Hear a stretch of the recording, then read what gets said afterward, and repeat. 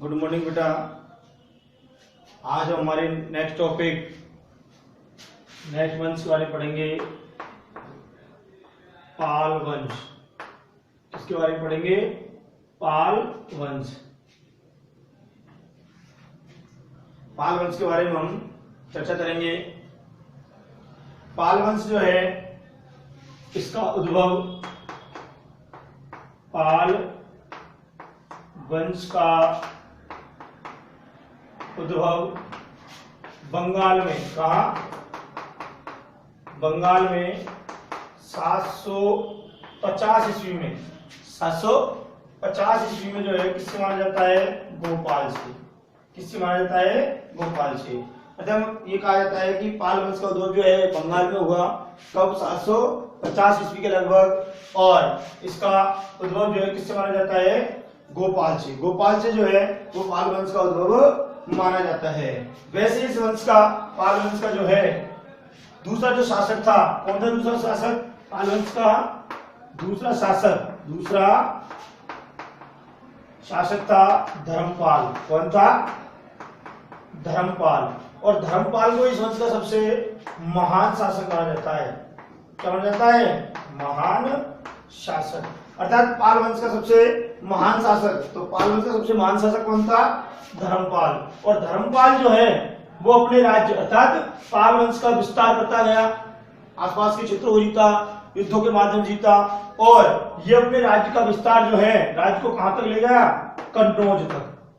कन्नौज तक जो है, बंगाल से कन्नौज तक जो है इसने अपने वंश का विस्तार किया। क्या किया? अपने वंश का विस्तार किया। इसके अलावा धर्मपाल ने जो है राजपुरों और प्रतिहार में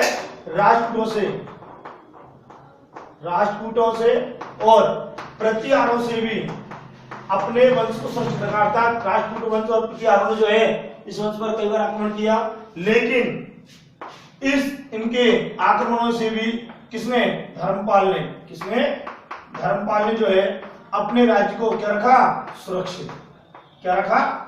सुरक्षित। इसमें इसे महान शासक माना जाता है। धर्मपाल को ही महान शासक भी माना जाता है।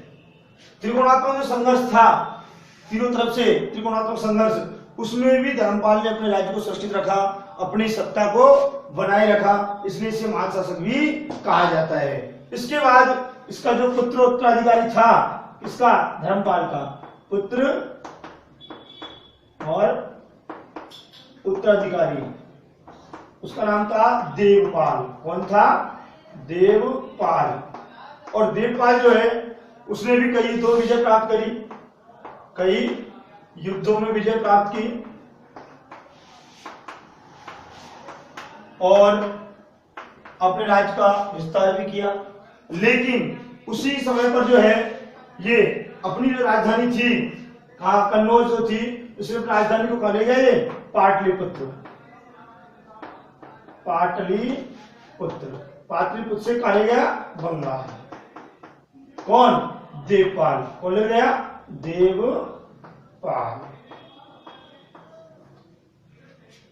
810-850 ईस्वी के लगभग 750 में अस्तित्व में आया और 810 से 850 ईस्वी के लगभग जो है पाल वंश की शक्ति जो है वो क्षीण होने लगी, थोड़ी सी कमजोर होने लगी। उसका कारण क्या था? राजाओं की निर्मलता। राजाओं की, कौन से राजाओं की? पाल वंश की। पाल वंश के राजाओं की निर्बलता और उसके अलावा जो है गुर्जर प्रतिहार वंशों का आक्रमण। इसके कारण जो पाल वंश था इसकी शक्ति थोड़ी कमजोर होने लगी। धीरे धीरे जो है 12वीं शताब्दी आते आते जो है इस वंश की सत्ता बिल्कुल क्षीण हो गई, अर्थात बहुत ही कमजोर हो गई। एक बार पुराने टॉपिक देखो। पाल वंश का उद्भव जो है वो बंगाल से 750 ईस्वी में गोपाल से माना जाता है। अर्थात पाल वंश का संस्थापक पाल वंश का उद्भव किसने किया? गोपाल ने। कहा? बंगाल में। कब? 750 ईस्वी में। इसका जो दूसरा शासक था धर्मपाल, वही पाल वंश का सबसे महान शासक था। सबसे महान शासक किसे माना जाता है? धर्मपाल को। धर्मपाल ने जो है इस पाल वंश का विस्तार बंगाल से लेकर और कन्नौज तक किया, अपने साम्राज्य का विस्तार किया, युद्धों के माध्यम से आसपास क्षेत्रों को जीता और धीरे धीरे जो है अपने साम्राज्य का विस्तार कहां तक पहुंचा दिया? कन्नौज तक।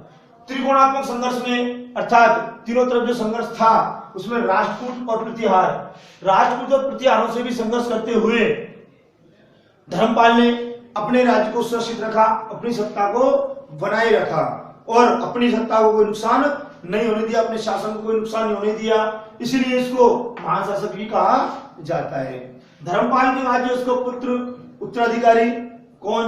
देवपाल जो है वो शासक बना।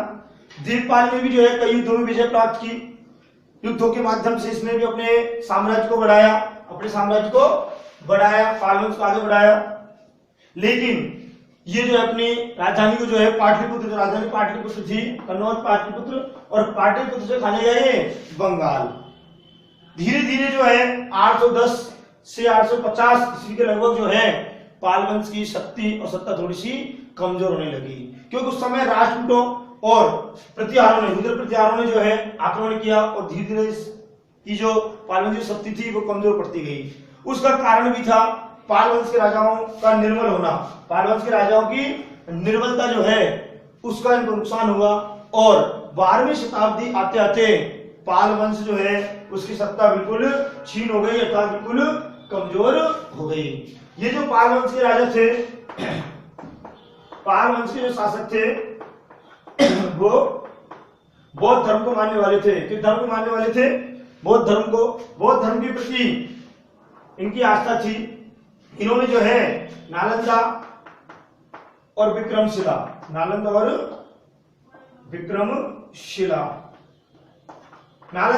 और विक्रमशिला जो है महाव्यापी, इनको इन्होंने संरक्षण दिया।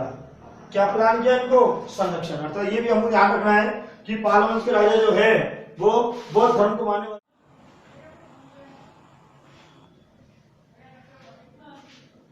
तो पाल वंश के राजा जो है वो बौद्ध धर्म को मानने वाले थे। इन्हीं के समय पर बौद्ध शिक्षा केंद्रों की उन्नति हुई। नालंदा और विक्रमशिला मनोविहारों को उन्होंने संरक्षण दिया। ये जो है कला प्रेमी थे, बौद्ध धर्म के शासक थे। पाल वंश के समय पर जो शासक थे वो कला प्रेमी थे, वास्तुकला प्रेमी थे। धीमान और बटवाल जैसे शिल्पकार जो हैं इनको इन्होंने संरक्षण दिया। किस समय पर? पाल वंश के समय पर। महान शिल्पी थे ये। और पाल वंश के समय पर ही दीनापुर में जो जलाशय बने, क्या बने थे? जलाशय, वो आज भी